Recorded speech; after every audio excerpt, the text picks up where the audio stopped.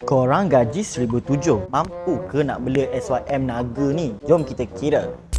Harga motor ni bulanan RM269 untuk 5 tahun. Mukanya korang kena sediakan kosong sebab motor ni pakai 150cc je. Untuk road tax dan insurans tahun RM500. Jadi korang kena prepare sebulan RM42. Untuk minyak pula, sebabkan motor ni pakai 7.3 liter. Jadi sebulan kau kena prepare RM60.